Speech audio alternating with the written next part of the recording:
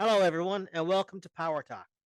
I'm your host, Tom Power, and my guest today is someone who's played a pivotal role in the Newfoundland and Labrador film landscape.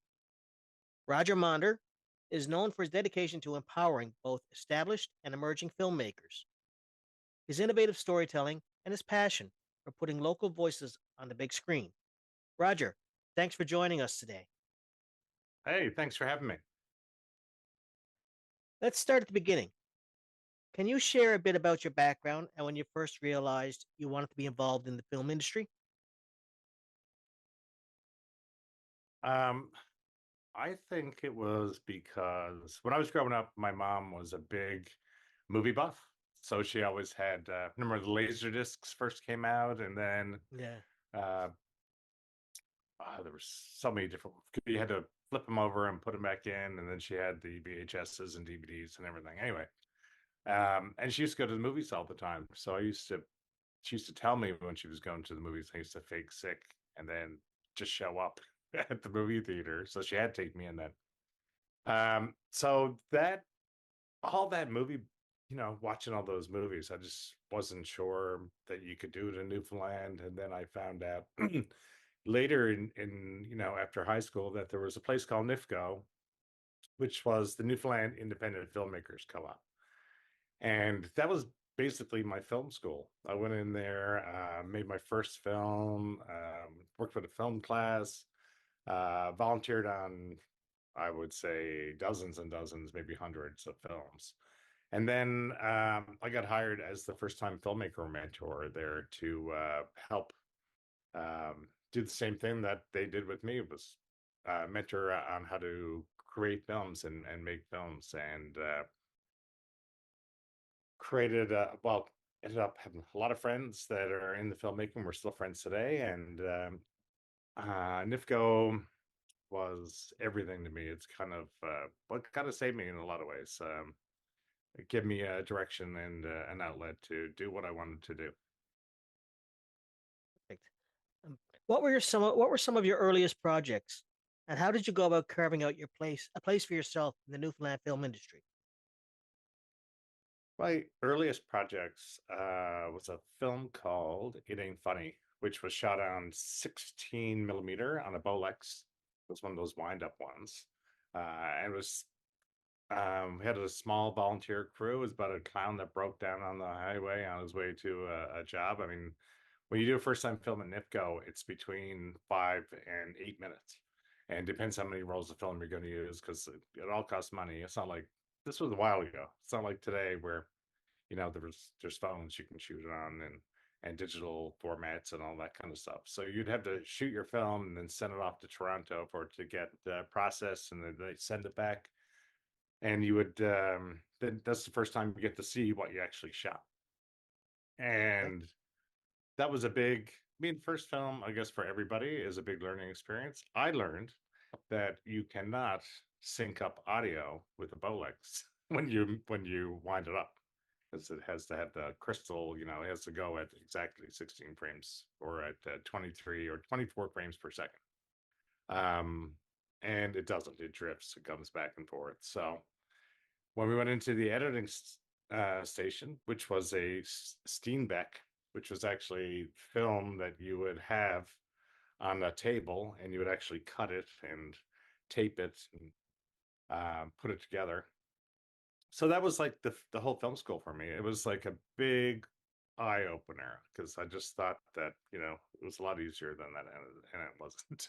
Uh, but it was a lot of fun, and then we went into digital, started coming into the world then, and shot a couple other films like Suitcase Horror. I was a big horror buff, and then a bunch of other films, and then I created the Nickel Independent Film Festival in 2001 to give everybody an outlet to screen their work because there was nothing here at the time. There was a women's film festival, but um, like a young fella couldn't have a film in there because it's a women's film festival. So we create the nickel so everybody could show their films. That was part of my next question. You've been involved with various film festivals, including the Nickel. and community initiatives throughout your career. Could you tell us about some of your more notable accomplishments or productions? Recently, I've gotten into doing, and you know, I've gotten into creating documentaries and telling people stories because I find that's the most important thing to be able to help people be able to tell their stories. Most recently, I mentored Noel Joe from Con River into telling the story of the Forgotten Warriors, which is 9 individuals in 1983 that the government at the time held back their funding, and they had to they went on a hunger strike for 9 days. I won't give it all away because you can watch it on CBC Gem. Yeah. Um, but that was one of the a very moving story to tell. Um, we did a screening down in Con River. Pretty much everybody in the community were a part of what happened in 1983, and they celebrate it every year. But outside of Con River, a lot of people didn't know about it, and that was the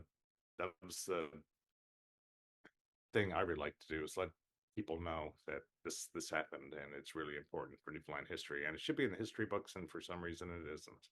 But Mm, we're gonna hopefully this will make it happen. mm, And then there's some other documentaries. Stand for Hannah, which we did 5 or 6 years ago about Hannah, who was killed tragically by street racers out Dildo Way. Um, her and her grandmother were traveling back in two guys for street racing. So um, we tell that story with her mom, and that was it's a sad story to tell, but she was such an advocate for safe driving and everything. Gail, the mom, and be able to help people tell their story is just I don't know. I always say you got to give a little to get a little, and I just like giving. I have the opportunity to be able to help people, and I love doing that. mhm, mm. Yeah. Uh, I mean, there's a lot of Filmmaking. films I could talk about, but that's the ones that just popped in my head. Yeah. Filmmaking. It's especially documentaries. They're so important, Yeah, to get indeed. people's story out there. Uh, Filmmaking can be a challenging industry, especially in a smaller market like Newfoundland and Labrador. What obstacles have you faced and how have you overcome them? I think, when I first got into filmmaking, I never thought of it as a business because it was just like something I wanted to learn and wanted to do and just wanted to tell stories. I mean, our culture in Newfoundland, we're all storytellers.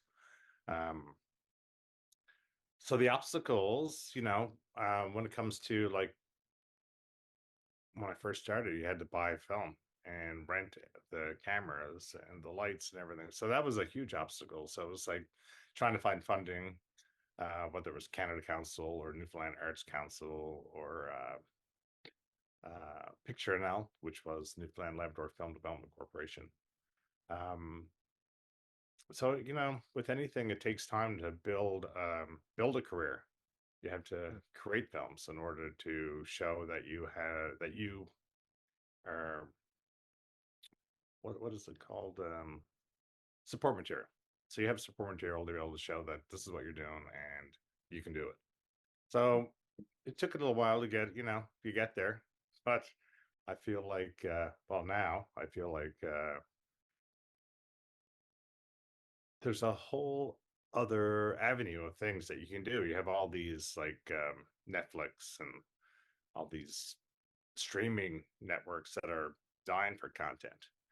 And I think it's just a great place to be. Video's king these days. Everybody wants to do video. You got YouTube, you got TikTok, you got everything. Yeah. So, and it's very accessible. Everybody, they have, everybody has their phones, and there's so many editing platforms, and you have AI and all that kind of stuff now that can help you tell your story. So, there's no excuse if you want to be a filmmaker, you can do it. Yeah. Yeah. Your work has a distinct storytelling style that blends authenticity and creative flair. What does your artistic process look like? How important is collaboration to you? Collaboration's key. I mean, I always say to friends of mine, though, collaboration is the key to success. I work with good buddies of mine like Dave Howells and Drew Kennedy, and those are those guys I work with a lot actually because we do a lot of stuff with Opera on the Avalon. Myself and Dave work together a lot around St. John's, and we work as a team. I mean, so we kind of work out what we're going to do, and the guys are really like all about lenses and cameras and all that kind of stuff. Yeah. And they get a really great image. Well, we all do. And, there's no egos. And we talk about what we're going to do, and everybody we all get along really well. And when we're talking to a client, we bring the client in and we brainstorm and come up with these concepts and ideas, and hopefully we pull them off. But we say we're going to do it, we're going to do it. And so far, so good. Excellent. Uh, Many of our viewers might be aspiring filmmakers. What advice would you offer to those starting out, especially in smaller communities? Well, like I said earlier, everything's accessible now. So as long as you have a phone and you have the internet or editing program or whatever. The biggest thing is to learn every aspect of the process. I mean, nothing is too small or too big, whether it's catering or camera assist or locations or editing. There's so many different things. If you can come into volunteer on videos or films that they make in NIFCO Mm. at 40 Kings Road, just to get involved and to see how the process goes. That would be my first thing. I mean, that's where, as I said earlier, that's what opened up my eyes to the opportunities here in Newfoundland. And like this is some of the film festivals, like the Women's Film Festival and the Nickel, they go on the road sometimes to show films around the province, and sometimes they do workshops and things. Anything like that, I would say, go for it. And well, and you get CNA now with the filmmaking courses that they have there. So there's an abundance of things compared to when I started 20 odd years ago. Mm. Um, all we had was NIPCO, and it's still there. Yeah, And it's the NIFCO 50th still. anniversary of this year. Oh, really? Wow. Yeah. I didn't know that. Mm. Okay, so now we're going to shift gears for a moment and do a quick rapid fire round. So Oh, just say the first thing that comes to mind. Favorite film of all time? man, there's so many. Like I love the game with Michael Douglas. I love that director, but I also want to say, oh my gosh, it's one of the films that it was one of the first films I ever watched. Butch Cassidy and Sundance Kid. Most scenic place in Newfoundland to film? Hmm. Of late for me, it's been Dorn's Lane. Cobbler's Path. Mhm. It's just a gorgeous spot to shoot. But there's also the West Coast. Oh my gosh, there's so many places in Newfoundland. There's no like number one. Drew would kill me if I didn't say like out there on the West Coast. But we were in the Torrington Mountains this year with Opera on the Avalon, and holy cow, that was. I always heard about Torrington Mountains and how beautiful it was, but Mhm. when you're there, it is phenomenal. Just blew my mind, and it's just like that whole Labrador coast right up through is something else. And I mean, Gross Morn, beautiful. Anyway, there's no number one; they're all amazing. Go go to snack on set.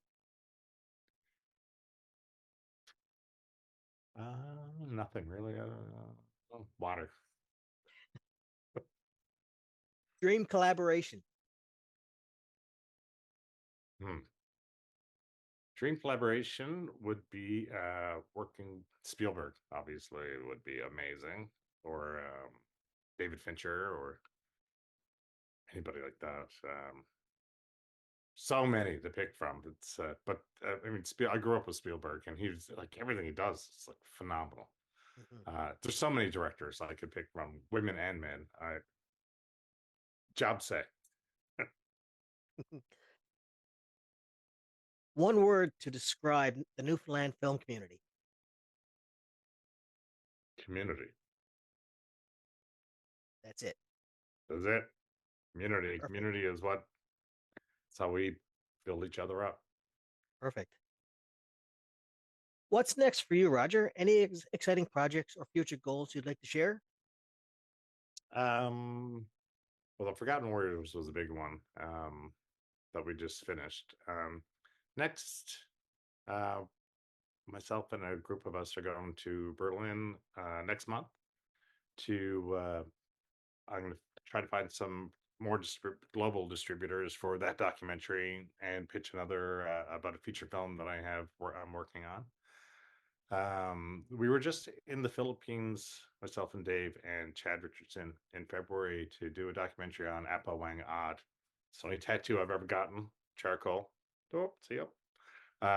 Me, Dave, and Chad got them, and that was an amazing experience. Is the show is called Hello Ronin, and it's about finding artists around the world, and as you're filming them and learning about them, they're creating a piece of work and then they auction it off at the end. It's kind of like an Anthony Bourdain food show, but it's about art. And I believe there's a couple more of those coming up all over the place. So looking forward to that because that was a great, wonderful experience. Um, what else is going on? Oh, and we're going to Italy with Opera on the Avalon to shoot a bunch of films. Well, it's England and there about the first women that have done things in Newfoundland. So the first photographer, the first writer, or the first, you know, um, opera singer. There's probably shouldn't be. I'm probably shouldn't be talking about that. I always wait till we do it and then it goes out. Mhm. But anyway, cat's out the bag now. So I've never been to Italy or been to Greece, but I just look forward to shooting all these kind of stories there, and especially these important Newfoundland women's stories. Yes, yes. Um, Roger, it's been a pleasure having you on Power Talk. Your passion for storytelling and dedication to nurturing local talent is truly inspiring. Before we wrap up, is there one piece of advice or a final message you'd like to give our viewers? Um, well, like I said earlier, collaboration is the key, but mostly be nice to each other. Like I said about giving a little to get a little. I think uh, it's about the collaboration, about helping each other and being good to each other. Inspiring. Um, and that brings us to to the end of another inspiring episode of Power Talk. Thank you, Roger Maunder, for sharing your journey, wisdom, and unwavering commitment to filmmaking in Newfoundland and Labrador and beyond. If you enjoyed this interview, be sure to like, share, and subscribe for more powerful conversations. Until next time, stay creative, stay curious, and keep chasing your passion. Thanks for watching.